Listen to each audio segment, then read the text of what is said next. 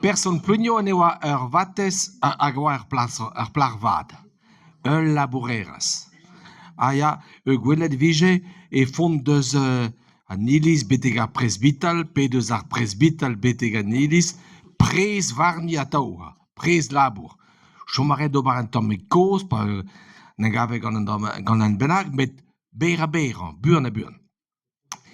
Met si a deoa mestra, hag an e blije ket an antare d'an autre person.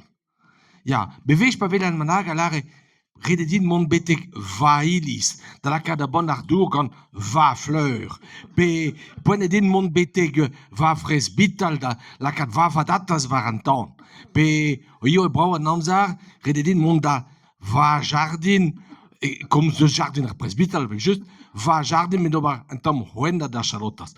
Va fleur, va ilis, va jardin, va fresbital.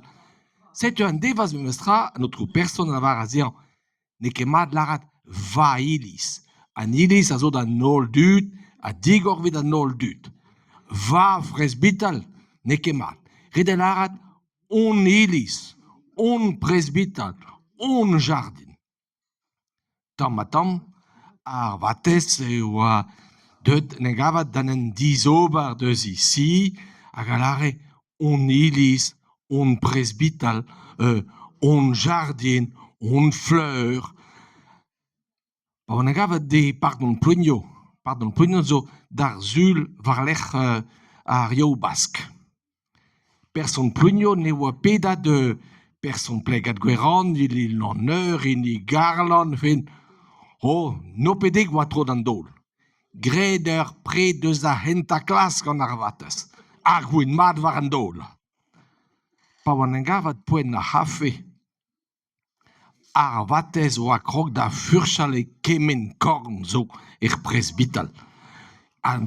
Din dan ar prez, a eus d'ar prez, en dreg ar prez, savat oa gant ar skalierou, klevat e vije e font deus an eil pen digile, e stropa an nor amañ, an oral ler penal, ken ma strake an strustou a eus d'an dol.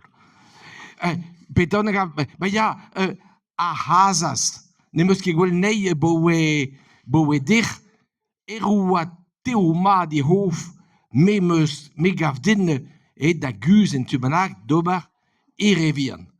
Setu ken dech hag a real e hoto zo vant ar kafe a tao.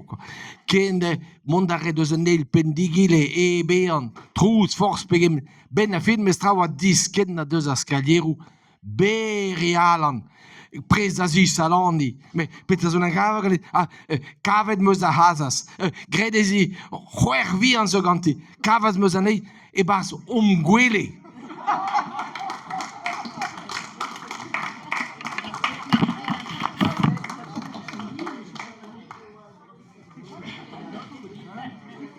Dans notre lit.